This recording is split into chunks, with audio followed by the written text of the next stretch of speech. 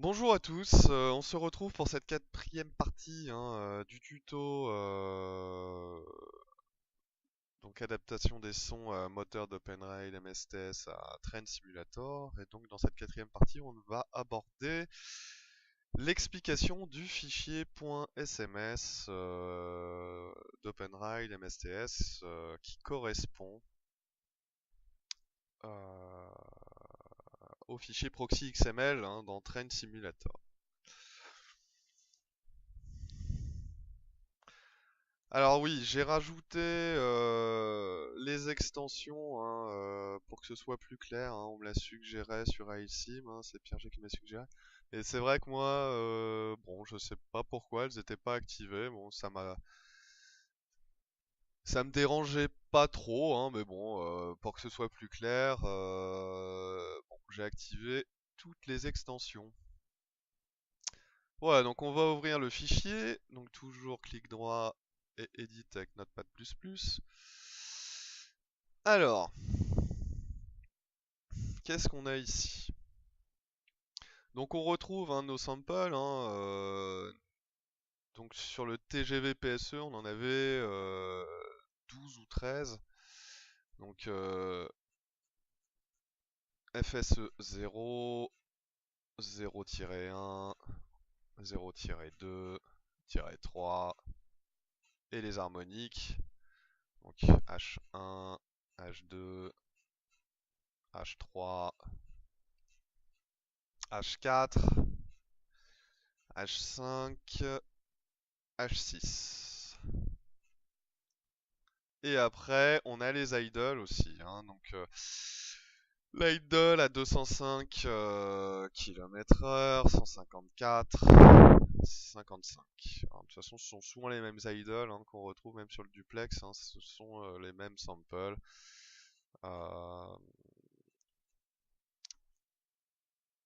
Et donc après, on retrouve aussi le noise SE, qui est un bruit de fond, et le 100 Hz. Alors on va revenir au début.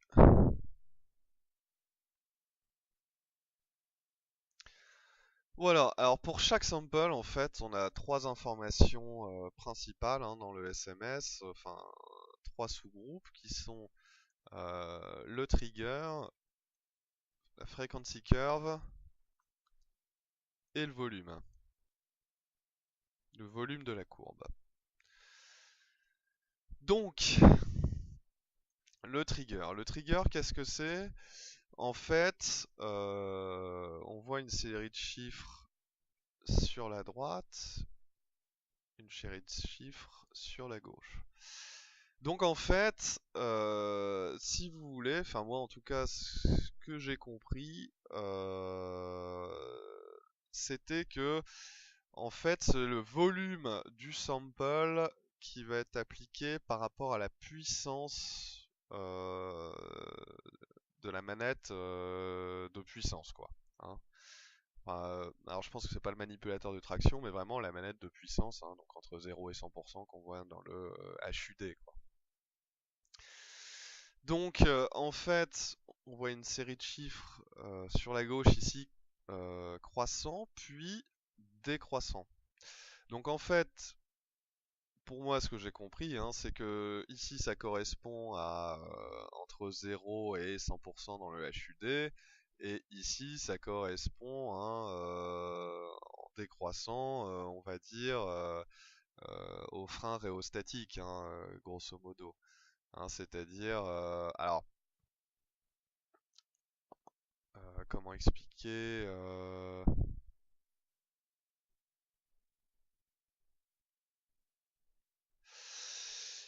Par exemple, si on prend pour exemple le duplex de DTG, où on voit dans le HUD que finalement le frein rhéostatique il est couplé à dans la manette enfin dans le HUD on peut aller de 100 à moins 100%, quoi, grosso modo. Donc en fait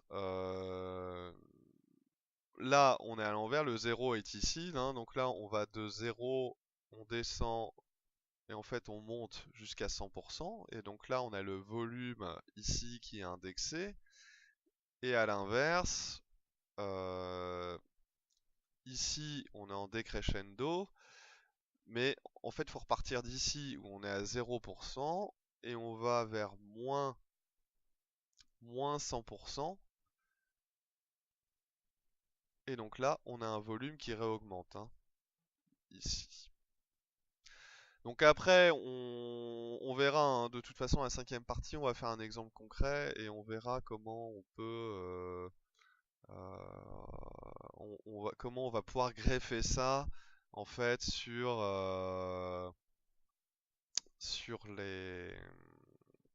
dans le proxy XML pour que ce soit indexé après sur la manette de puissance. Alors après, en deuxième, on a les frequency curves. Donc les frequency curves, là aussi c'est important. En fait, ça va correspondre dans le proxy XML au pitch. Alors ça, j'ai mis un peu de temps à comprendre aussi. Et donc en fait ici on a les mètres par seconde, hein, toujours, parce que c'est pareil dans le fichier SMS, les vitesses sont en mètres par seconde. Donc ici c'est pareil, hein, à 0 mètres par seconde on a une fréquence de 1. À 100 mètres par seconde on a une fréquence de 69 887 Hz. Et donc à 200 mètres par seconde, mais ça nous intéresse pas vraiment, là c'est un peu inutile, on se retrouve avec une fréquence de 139 774 Hz. Mais bon, ce qui nous importe en fait c'est ça, c'est de savoir que à 0 mètres par seconde, on est à 1 Hz, et en fait à 100 mètres par seconde, on est à 69 887 Hz. En fait, ici, il faut convertir ça. Il faut se rappeler que dans un fichier, enfin, le son, un sample de base dans MSTS est à 11 025 Hz. Donc en fait, il faut diviser 69 887 par 11 025. Et on va obtenir le pitch. Alors 69 887 divisé par 11 025. Ce qui nous fait un pitch de 6,33 à 100 mètres par seconde. Bon, alors pour l'instant, ça peut rester encore un petit peu abstrait, mais on va ouvrir aussi un fichier proxy XML, hein, pour justement pour visualiser. Alors, bon, on va retourner ici.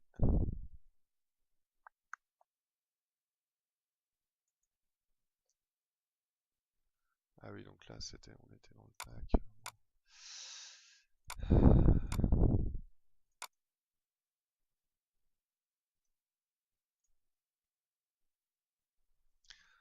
Voilà, donc là, je l'ai ouvert pour comprendre. Donc on va aller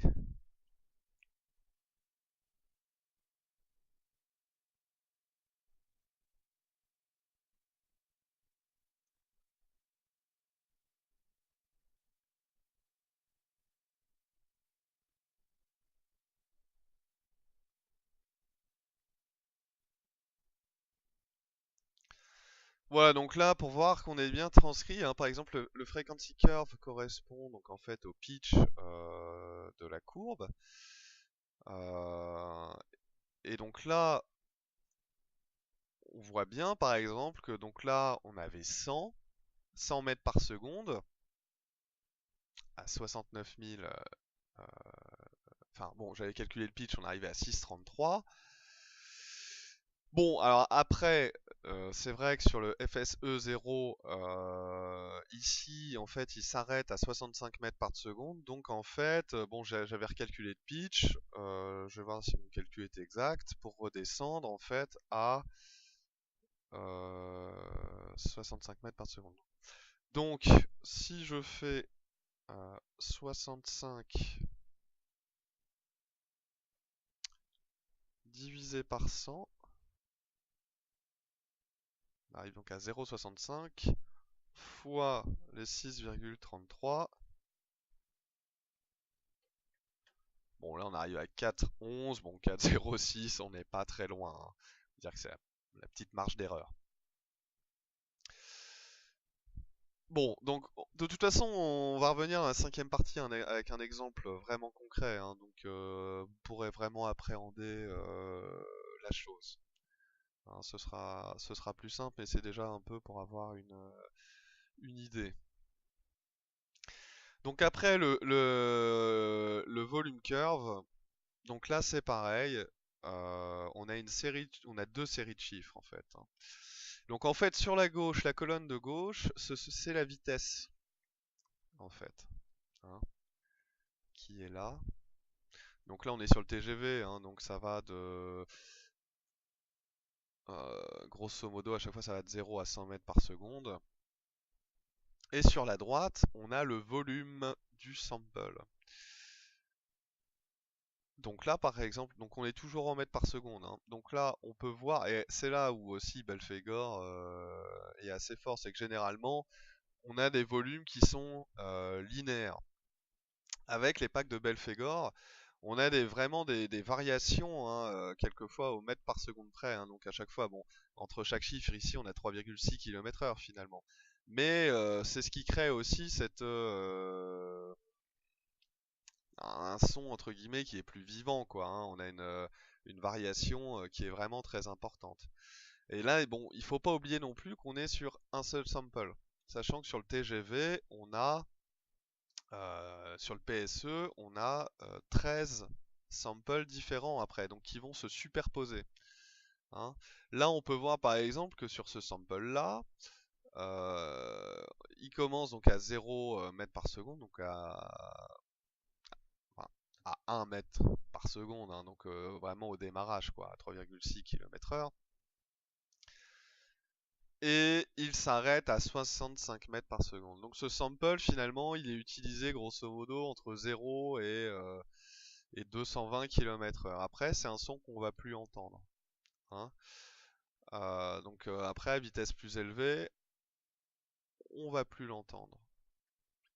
Après, donc, bon, alors là, j'ai remarqué, hein, parce que j'ai réouvert le fichier et je suis pas certain que ce soit exactement celui que j'ai utilisé pour le PSE, hein, parce que si vous voulez, on voit que pour chaque sample, ici, les volumes et les puissances sont les mêmes. Et ça pose un problème parce que justement, l'un des intérêts des packs de Belphégor, c'est qu'en fait, on n'a pas les mêmes sons qui sont joués au même volume par rapport au degré de puissance. Et là, c'est le cas. Donc, ça nous pose un petit problème, hein, parce que ça voudrait dire que là, on aurait tous les sons qui seraient joués juste proportionnellement euh, à la manette de puissance. Ce qui n'est pas le cas dans le patch hein, que je vous ai, enfin que j'ai sorti il y a quelques mois. Et justement, c'est ce qui fait tout l'intérêt. Et d'ailleurs, on voit bien ici, hein, on a rapide basse vitesse, euh, rapide haute vitesse, fondamentale avec battement. Et effectivement, ce sont des samples qui sont justement, qui sont pas utilisés proportionnellement à la vitesse. Bon, on y reviendra plus tard et je vais vous montrer l'exemple par exemple avec le duplex enfin le pack son du duplex où là c'est plus clair. Parce que justement on a ces informations.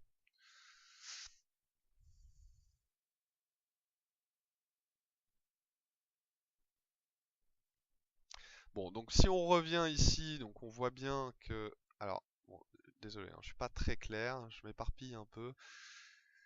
On va revenir au FSE0, oui voilà, donc au premier sample, donc on a dit hein, entre 0 et 65 mètres par seconde, hein. Donc on voit là qu'on a un volume qui est plus important à basse vitesse, hein, donc dans les premiers kilomètres heure, et c'est un volume là qui va aller décrescendo plus la vitesse du train va augmenter.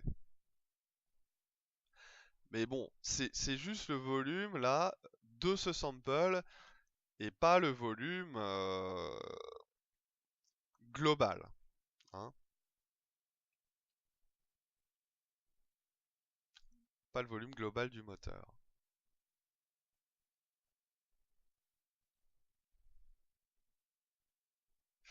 Donc si on prend par exemple le deuxième, hein, FSE 01,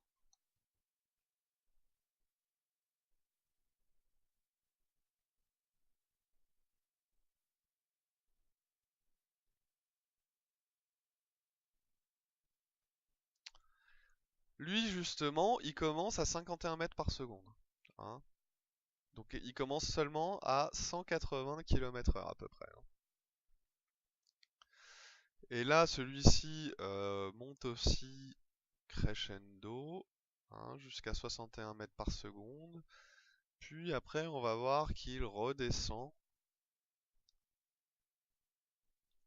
jusqu'à 84 mètres par seconde, hein, ce qui correspond à peu près à 300 km/h.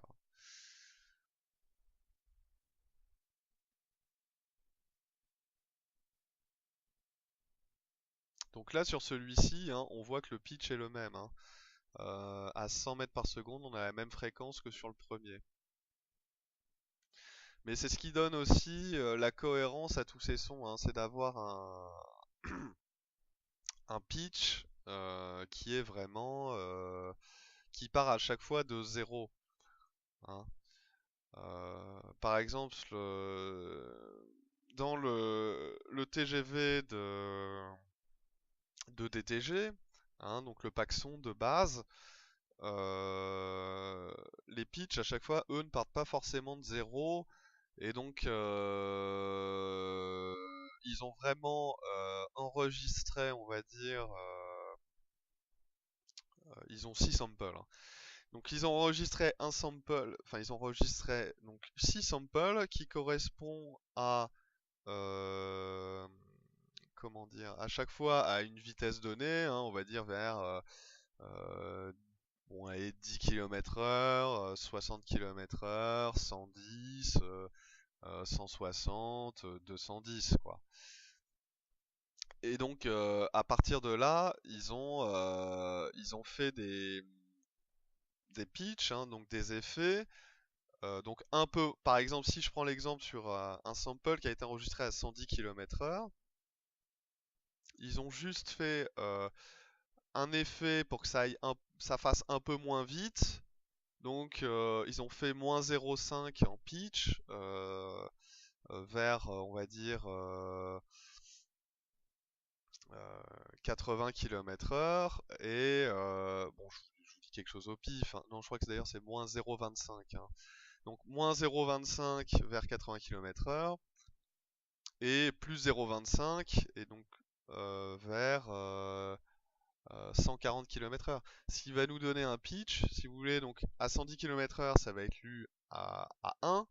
Le pitch sera à 0,75 à 80 et sera à 1,25 à 140 km/h. Mais ça manque un petit peu de cohérence. Alors que par exemple, enfin, c'est pour reproduire. Enfin, je veux dire, bon, ça reproduit quand même.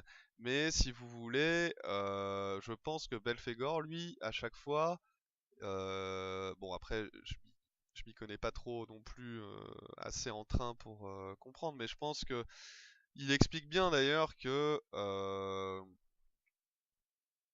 le pitch du moteur est indexé à la vitesse et n'est pas indexé à la puissance appliquée en fait. Et donc le fait à chaque fois, donc à 0 km/h, d'avoir le même pitch et donc d'être à 0, euh, mais d'avoir une cohérence, si vous voulez, dans les pitchs par rapport à tous les samples, ça donne une cohérence globale, enfin, qui pour moi est bien plus importante. Et on se retrouve plus dans les packs de Belphégor, justement, on est plus proche de la réalité. Enfin, c'est mon avis en tout cas.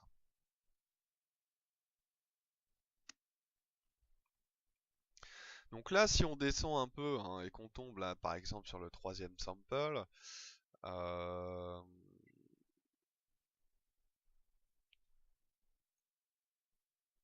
là, on voit qu'il commence à 20 mètres par seconde, donc à peu près à 70 km/h. Et on voit le son qui augmente et qui diminue, enfin qui diminue jusqu'à 0,3 et après qui reste constant, hein, jusqu'à 300 km/h, 84 mètres par seconde.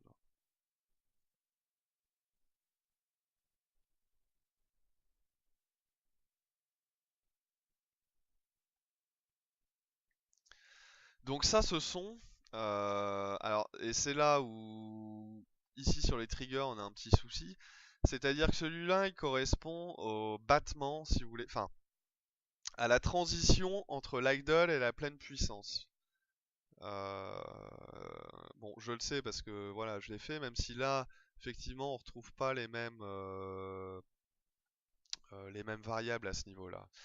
Mais si vous voulez, c'est ce qui donne un peu ce bruit caractéristique quand le TGV, cette espèce de couinement entre quand la puissance est entre 5 et 15 et 40%, on va dire.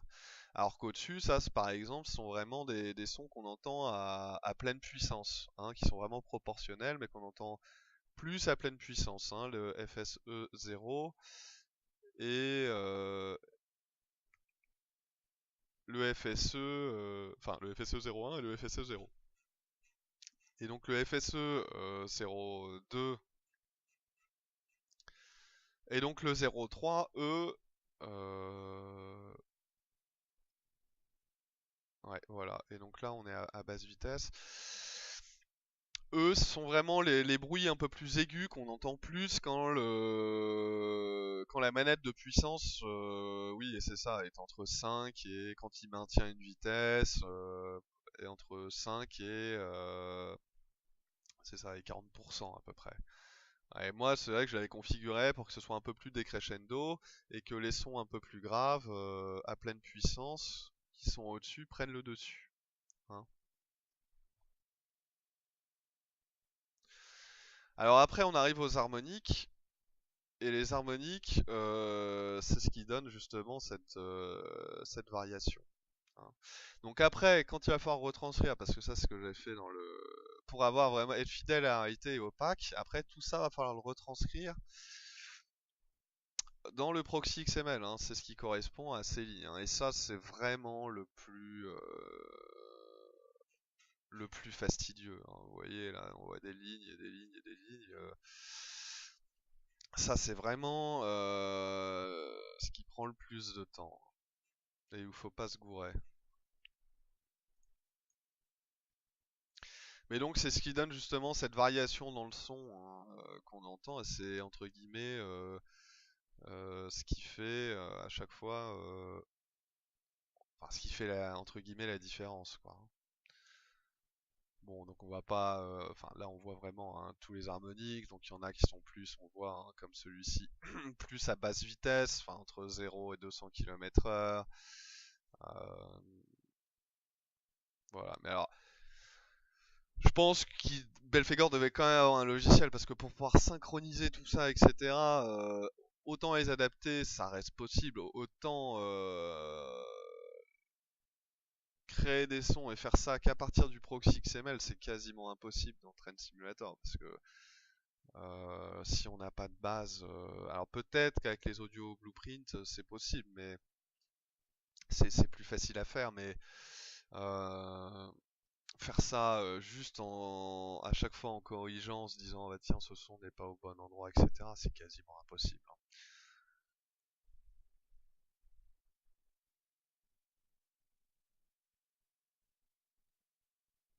Voilà. Donc à chaque fois, ce qu'il faut bien imaginer, c'est que tous ces sons sont superposés en fait, hein. Et donc par rapport, c'est indexé donc par rapport à la vitesse, mais aussi par rapport à la puissance, euh, du moteur délivré. Et c'est ça qui est intéressant. On va prendre pour bien comprendre l'exemple, hein,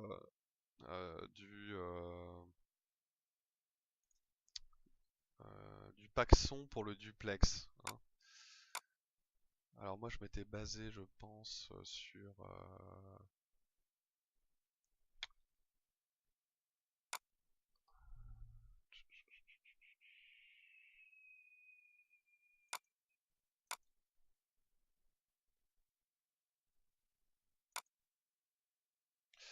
non, là je suis pas au bon endroit.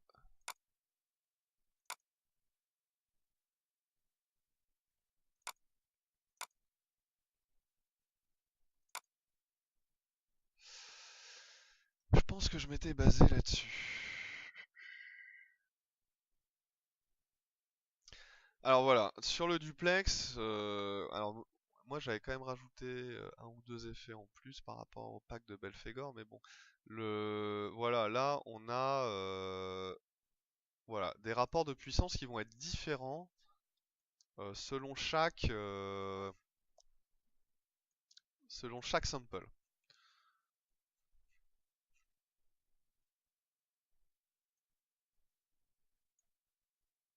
Donc du 31.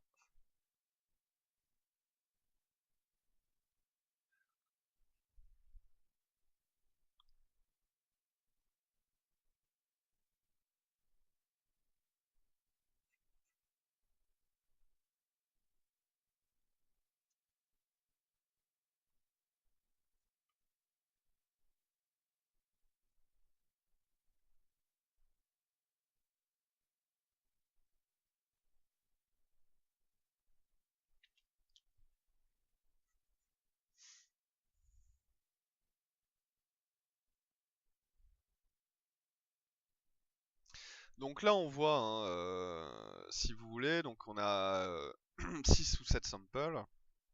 On voit par exemple sur le premier que ça c'est un son, un sample donc moteur qui va être joué là où la manette de puissance, c'est-à-dire qu'il va atteindre alors bon je pense que c'est les pourcentages, hein, mais il va atteindre le maximum de puissance, enfin le son sera au maximum à 70% du curseur, hein.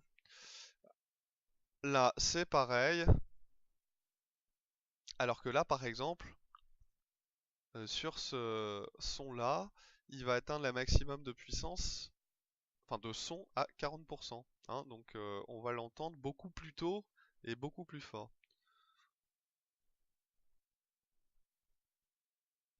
Celui-ci aussi, 40% aussi.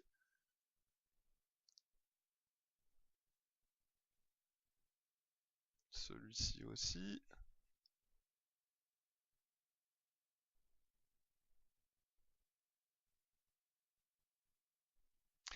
Alors là, c'est intéressant parce que par exemple, sur celui-ci, là on voit que c'est vraiment un son qui va entendre le maximum d'intensité du son va être à seulement 14% du curseur. Ce qui fait qu'en fait, c'est vraiment le son de transition entre l'idle et la reprise de puissance, hein. C'est vraiment le son qu'on va entendre plus facilement à la reprise de traction, hein, puisqu'on voit après quand la manette de puissance augmente, c'est un son qu'on va entendre de moins en moins, hein.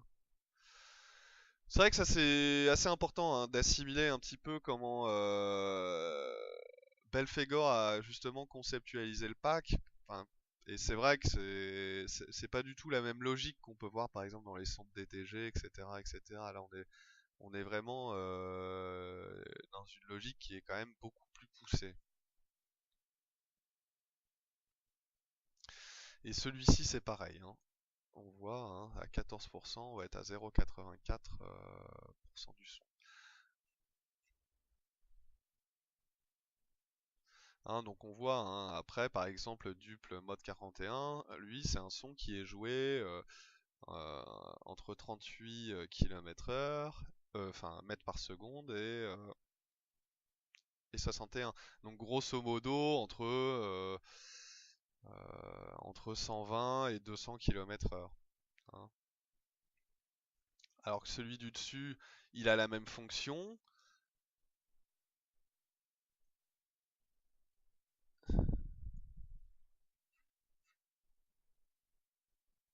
mais lui va être joué à très basse vitesse.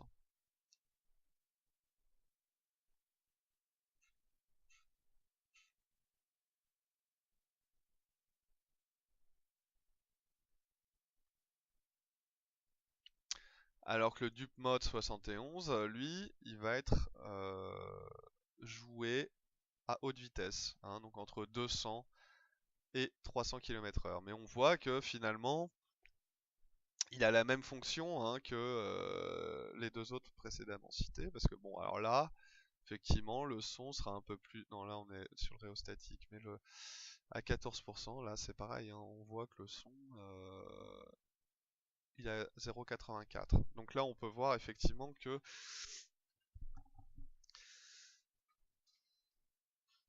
c'est un son qui va se superposer, enfin, qui a la même fonction que celui d'avant, mais sur une échelle de vitesse différente. Hein. Donc ils se suivent, entre guillemets. Ils seront jamais joués ensemble.